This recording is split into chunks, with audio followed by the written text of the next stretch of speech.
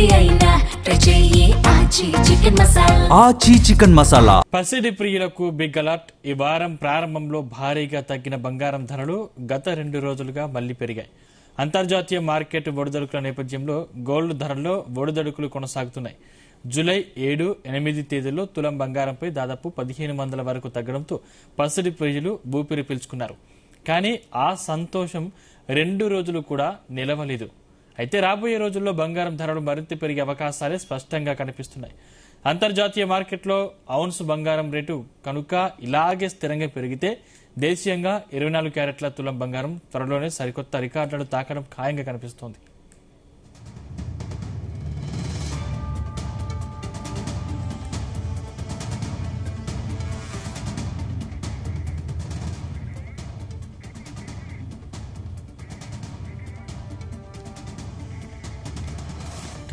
మరిన్ని వివరాలు market analyst ప్రభు గారిని అడిగి తెలుసుకుందాం. Sir good morning. Good morning అండి. సార్ ఇప్పుడు బంగారం ధరలు తగ్గినట్టే తగ్గి మళ్ళీ పెరుగుతున్నాయి, పెరిగే సూచనలు ఇంకా కనిపిస్తున్న పరిస్థితి కనిపిస్తోంది. అంటే బంగారం ధరలు పెరగడానికి ప్రధాన కారణం ఏంటంటారు? మొన్నటిదాకా ఈ ఫెడ్ లో ఇంట్రెస్ట్ రేట్లు పెంచుతారు అనుకున్నప్పుడు ఇన్వర్స్లీ ప్రపోర్షన్ కాబట్టి కొంచెం కిందకు వచ్చినాయి. 165 నుంచి 140 లెవెల్ వరకు రావచ్చు. అంటే 141,000 దాకా వచ్చింది ఎక్స్చేంజ్ లో. సో అక్కడి నుంచి మళ్ళీ ఎందుకంటే ఇప్పుడు ఫెడ్ మళ్ళీ స్వరం కొంచెం మార్చినట్టు లాస్ట్ కెవిన్ వాష్ కొత్త గవర్నర్ గారు ఫెడ్ చైర్మన్ సో ఎక్కడో మీటింగ్ లో ఈసారి ఇంట్రెస్ట్ పెంచకపోవచ్చు, ఇన్ఫ్లేషన్ కొంచెం ఇదవుతుంది కాబట్టి కొంచెం తగ్గిద్దామనే ఉద్దేశం కూడా ఉన్నట్టుంది, పైనుంచి ప్రెషర్ ఉన్నట్టుంది. సో ఆ ఇండికేషన్ ఇచ్చాడు. అక్కడి నుంచి ఏమైనా పడింది కదా, ఆల్రెడీ రీట్రేస్మెంట్ అయింది కాబట్టి కొంచెం పెరగడం అనేది సర్వసాధారణం. 165 నుంచి 140కి వచ్చింది. సో చిన్నగా మళ్ళీ ఇప్పుడు 144 ఎక్స్చేంజ్ లో ఉంది. 144 చేంజ్ 145 అనుకోండి. సో ఏవైనా కొంచెం ఏదైనా చేస్తే 147, 148 ఈ రేంజ్ లోనే 140 నుంచి 150 మధ్యలోనే ఉండొచ్చు అనేది ఎక్స్పెక్ట్ చేస్తున్నాం. ఇప్పుడు లాంగ్ టర్మ్ వ్యూ మళ్ళీ బులిష్ గానే ఉంది. షార్ట్ టర్మ్ కొంచెం ఇది ప్లస్ మనకి ఇంపోర్ట్ ట్యాక్స్ కూడా 6% 15% చేశాము. 9% ఇప్పుడు తీస్తారని, ఎందుకంటే మిగతా అన్ని క్రూడ్ అన్ని పెరిగినాయి కాబట్టి దాని అనుగుణంగా ఇంపోర్ట్ ట్యాక్స్ అందరు ఇది చేస్తున్నారు, కొంచెం తగ్గాలనే ఉద్దేశంతో ఒక రకంగా ట్యాక్స్ కొంచెం పెంచారు. 6% ట్యాక్స్ 15 చేశాం. సో ఆ 9% ఇప్పుడు తీస్తారని. అది కూడా ఎందుకు బలంగా అనిపిస్తుందంటే ఇప్పుడు సోవరిన్ గోల్డ్ గవర్నమెంట్ ఇది ఉంటది కదా, సో ఆ దాని మీద జనరల్ గా ప్రీమియం లో ఉంటది. మామూలు గోల్డ్ కంటే అది ప్రీమియం ఉంటది, 2.5% ఇంట్రెస్ట్ కూడా ఉంటది కాబట్టి. కానీ అది మైనస్ లో ఉంది 4%. సో దాన్ని సరి చేయలేదు అంటే సో ఈ ట్యాక్స్ ఎప్పుడైతే ఈ 9% తీస్తారో అప్పుడు 4 to 5% అది మళ్ళీ ప్లస్ లోకి వచ్చే అవకాశం కనబడుతున్నాయి. సో అందుకని అతి తొందరలోనే ట్యాక్స్ ఇంకో 9%, అంటే కొంచెం రీట్రేస్మెంట్ అవ్వచ్చా అంటే ఇప్పుడు ఇంటర్నేషనల్ గా చూసుకున్న 4,100 చేంజ్ లో ఉంది. ఏదైనా 4,000 కట్ అయితే మేబీ 3,600, 3,700 వరకు రావచ్చు. అంటే పక్కాగా వస్తుంది కదా, అంతవరకు ప్రాబిలిటీస్ కొంచెం కొంత పర్సంటేజ్ ఉన్నట్టు. ఎందుకంటే 4,000 కట్ అయితే కొంచెం రావచ్చు. ఈ ట్యాక్స్ తగ్గి అక్కడ ఇంట్రెస్ట్ రేట్లు తగ్గిస్తే కొంచెం పెరుగుతాయి. మళ్ళీ ఇంట్రెస్ట్ రేట్లు పెంచుతామంటే మటుకు కొంచెం తగ్గుతాయి. కాబట్టి ఈ సంవత్సరం డిసెంబర్ లోపల ఫెడ్ లో వాళ్ళు 16 మెంబర్స్ లో 8 మెంబర్స్ ఎట్టి పరిస్థితుల్లో పెంచాలని భీష్మించి కూర్చున్నారు వాళ్ళు. సో ఈ జూలై 29 ఫెడ్ మీటింగ్ ఉంది. దాంట్లో పెంచకపోయినా నెక్స్ట్ మీటింగ్స్ పెంచే అవకాశం ఉంటది కాబట్టి దాని కొంచెం తగ్గుతుంది అనేది ఎక్స్పెక్ట్ చేస్తున్నాం. సో ఏదైనా రేంజ్ బౌండ్ 140 to 150 ప్రస్తుతానికి. ఇప్పుడు ఎక్కువ చేస్తున్నాయి కంట్రీస్ అన్ని, ఎక్కువ చేస్తున్నాయి. వాళ్ళేమో అమ్మరు కదా, వాళ్ళు అమ్మితే అప్పుడు ఏం తగ్గే ఛాన్స్ ఉంటుంది. కొనటం ఇదివరకు లాగా కాకుండా చిన్నగా తగ్గినప్పుడు కొనుక్కుంటున్నారు కాబట్టి మనకి ఆర్బీఐ లాగే సెంట్రల్ బ్యాంక్స్ అన్ని కూడా ఏమి ఆపలా. ఒక పాయింట్ అంటే లాంగ్ టర్మ్ వ్యూ బ్రాడిష్ గా ఉండటానికి, బులిష్ గా ఉండటానికి కారణాలు ఏంటంటే ఇది ఒక కారణం. ఇంకొక కారణం ఏంటి, ఫారెక్స్ రిజర్వ్స్ లో ఇదివరకు మనకి డాలర్ రిజర్వ్స్ ఎక్కువ ఉంటాయి, గోల్డ్ తక్కువ ఉంటది. ఇప్పుడు దాన్ని టర్న్ చేస్తున్నారు. ఇప్పుడు తెలిసిందే కదా, రష్యా మీద శాంక్షన్స్ చేసినాక మిగతా చిన్న కంట్రీస్ కానీ ఇప్పుడు ఇండియా మీద కూడా శాంక్షన్ చేశాను. పరిస్థితి ఏంటి, రష్యా కాబట్టి బయటకు వచ్చింది. సో మనం తట్టుకోగలమా? మనకంటే చిన్న చిన్న కంట్రీస్ తట్టుకోలేవు కదా. సో బయటికి రావడానికి కష్టం. అప్పుడు బయటికి రావాలంటే ఏదైనా ఇలాంటి పెట్టినప్పుడు ఇబ్బంది పడాలంటే బయటికి రావాలంటే మన గోల్డ్ పెట్టుకోవాలి. గోల్డ్ రిజర్వ్స్ ఇమీడియట్ క్యాష్ కాబట్టి. సో అందుకనే ఆ డాలర్ ఫారెక్స్ రిజర్వ్స్ లో డాలర్స్ దాదాపుగా మీకు 60% 70% ఉంటాయి. ఆ 70% లో దాదాపుగా ఒక 10% గోల్డ్ కి మారింది. ఏది డాలర్స్ నుంచి. ఇంకొక 10% మారితే అప్పుడు పరిస్థితి ఏంటి? గోల్డ్ 2 లక్షలకి వెళ్ళదా అంటే వెళ్ళదని చెప్పలేము. 100% వెళ్ళొచ్చు. By chance is probabilities is there. అట్లా కన్వర్షన్ లో గనక ఎక్కువ అయితే లాంగ్ టర్మ్ లో ఇంకా చిన్నగా చేస్తారు కాబట్టి కొంచెం లాంగ్ టర్మ్ వ్యూ బులిష్ అనుకోవచ్చు. షార్ట్ టర్మ్ లో ఈ ఇంట్రెస్ట్లు ఇన్వర్స్లీ ప్రపోర్షనల్ కాబట్టి తగ్గించినప్పుడు ఒక రకంగా, పెంచినప్పుడు తగ్గే ఛాన్స్ ఉంటుంది, తగ్గించినప్పుడు పెరిగే ఛాన్స్ ఉంటుంది. అది ఎవరైనా చూసుకోవాలి. ప్రస్తుతానికైతే ఈ రేంజ్ లోనే ఉండొచ్చు. 140 నుంచి ఉంటాయి. ఎవరైనా కొనుక్కోవాలి అనుకుంటే కొంచెం స్టాగర్డ్ మేనర్ లో కొంచెం ఇది చేసుకో. ఎందుకంటే మళ్ళీ ఇప్పుడు ఏదైనా ఆ వార్ ఆగేటట్టు కనపడలా. ఎందుకంటే ఎస్కలేషన్ అవ్వట్లేదు కానీ సిగ్నేచర్ అవ్వట్లేదు. డీల్ క్రూడ్ ఆయిల్ కొంచెం హైలో ఉంటేనే కదా యుఎస్ కి కూడా లాభం. మంచి ఎక్కువ పెట్టి కొనుక్కోవచ్చు, ఎక్కువ పెట్టి అమ్మచ్చు. అందుకనే ఆ ఉద్దేశంతో ఆ ట్రేడ్ డీల్ జరగట్లేదేమో అనిపిస్తుంది. ఇది కూడా రష్యా యుక్రెయిన్ వార్ లాగే కాస్టం లాగా ఒక రకంగా సైడ్ కాలుతూనే ఉంటుందా అంటే అంతే అనిపిస్తుంది. ఇది కావాలని ట్రేడ్ డీల్ కుదర్చట్లేదు. 100% ఏదో ఒక ఇది పెట్టి దాన్ని ఎక్స్టెండ్ చేస్తా ఉన్నారు. సో వార్ అయితే ఎస్కలేషన్ అయ్యే ఛాన్స్ లేదు. కానీ ఇప్పుడు రష్యా యుక్రెయిన్ వార్ ఏంటి గుర్తొచ్చినప్పుడు యుద్ధం చేస్తున్నారు. అట్లానే ఇది కూడా. సో ఆ ఎఫెక్ట్స్ వచ్చినప్పుడు గోల్డ్ కొంచెం పెరిగే ఛాన్స్ ఉంటుంది. అది ఎవరైనా ఈ జియో పొలిటికల్ టెన్షన్స్ వల్ల అదొక ఇది ఉంటుంది, ఒక యాంగిల్ పెట్టుకోవాలి.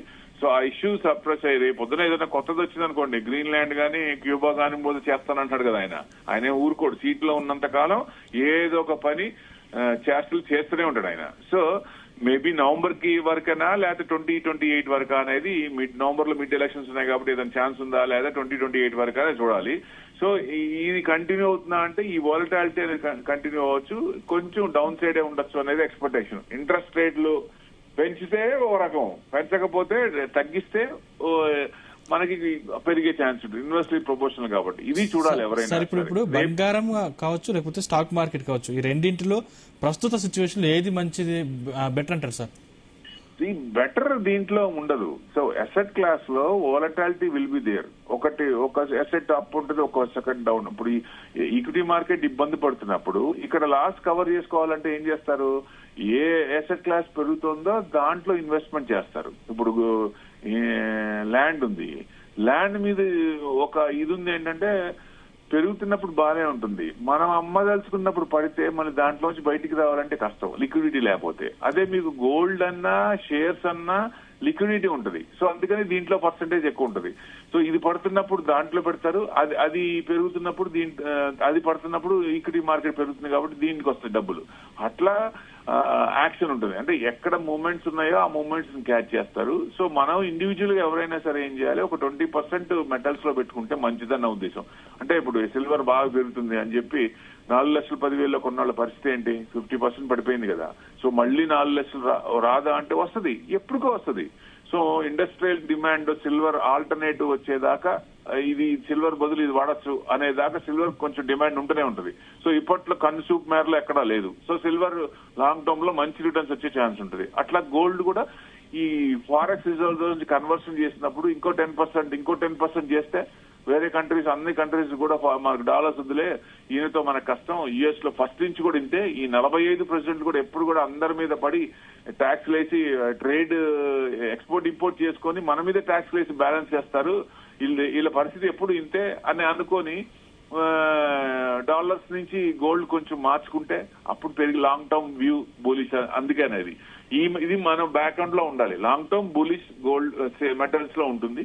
షార్ట్ టర్మ్ లో ఈ జిటరీ అనేది కామన్. అందుకే లాస్ట్ ఇయర్ అంత పెరిగింది కదా, 60-70% పెరిగింది. సో ఈ సంవత్సరం కూడా అంత రాకపోవచ్చు. సో 10 to 15% మాక్సిమం, లేదా 20%. ఓల్డ్ గోల్డ్ కౌన్సిల్ కూడా ఇదే చెప్పింది.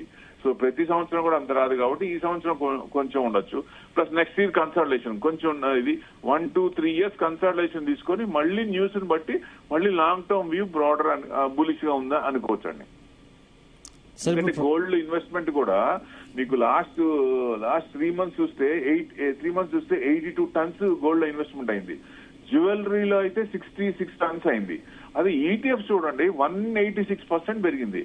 సో ఈటీఎఫ్ లో ఎక్కువ మంది అంటే దాచుకోవటానికి ఇబ్బంది అవుతుంది కాబట్టి సెక్యూరిటీ ఉండదు కాబట్టి ఈటీఎఫ్ లో అయితే డిజిటల్ గా ఉంటుంది కాబట్టి అది కూడా మనకి తక్కువ అమౌంట్ ₹100 లేదా ₹200 అది కూడా ఇప్పుడు గోల్డ్ ఈజీఎస్ వస్తున్నాయి, ఎలక్ట్రానిక్ గోల్డ్ రిసిప్ట్స్ కూడా వస్తున్నాయి. దాంట్లో మనకి ఎంత కావాలంటే అంత అమౌంట్ పెట్టుకోవచ్చు.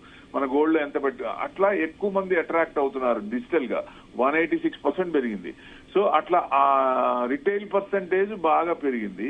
మన main investment year on year investment కూడా 54% పెరిగింది. జ్యువెల్ లో అయితే 19% పెరిగింది. అంటే జ్యువెల్ కూడా మనం వేరే కంట్రీస్ కి ఎక్స్పోర్ట్ చేస్తాం. ఇప్పుడు జ్యువెల్స్ ఇదివరకు ఇండియన్సే వాడేవాళ్ళు, కానీ ఇప్పుడు వేరే కంట్రీస్ కూడా మన ఇండియన్ కల్చర్ వాళ్ళు చూసి వాళ్ళు కూడా ఈ జ్యువెలరీ వాడుతున్నారు. సో ఆ పర్సంటేజ్ కూడా పెరిగింది. అంటే డిమాండ్ కూడా కొంచెం ఉంటుంది గోల్డ్ కి లాంగ్ టర్మ్ లో అనేది చూసుకోవాలి. కాబట్టి మొత్తం మన ఉన్న పోర్ట్ఫోలియోలో 20% పెట్టుకుంటే అంటే మెటల్స్ లో కూడా డైవర్సిఫైడ్ ఆ 20% తీసుకుని గోల్డ్ లో పెట్టకూడదు. గోల్డ్ పెట్టాలి, సిల్వర్ పెట్టాలి, తర్వాత కాపర్ పెట్టాలి, తర్వాత మెటల్ పెట్టుకోవచ్చు. అంటే తగ్గించుకుంటావు. సో గోల్డ్ ప్రిఫరెన్స్ ఎక్కువ ఉంటది కాబట్టి ప్రీషియస్ మెటల్ కాబట్టి గోల్డ్ లో ఎక్కువ పెట్టి సిల్వర్ లో కొంత పెట్టి అట్లా డైవర్సిఫై చేసుకుంటే మంచిది. సో అట్లా ఎక్కువ పెట్టారనుకోండి 60-70% పెడితే అది కుదేలైతే చాలా కష్టం కదా. సో అట్లా 20% మెటల్స్ లో, 20% ఇంటర్నేషనల్ స్టాక్స్ లో, 60% ఈక్విటీలో.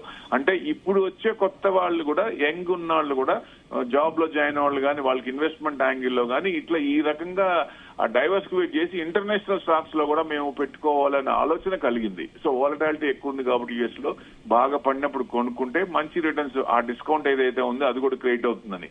సో అట్లా మనం డైవర్సిఫై చేసుకుంటే బెస్ట్. ఒక్కసారి బాగుంది, గోల్డ్ బాగుంది, బాగా పెరుగుతుంది అని చెప్పి ఇప్పుడు ఈయన చెప్పాడు పెరిగింది ఇంకా అది గోల్డ్ మొత్తం పెట్టుకోవచ్చు అంటే అది రాంగ్ అవుద్ది. సో డైవర్సిఫై చేసి పర్సంటేజ్ ఉన్న మన క్యాపిటల్ లో కొంత పర్సంటేజ్ ఇన్వెస్ట్మెంట్ చేయటం మంచిదని నా ఉద్దేశం.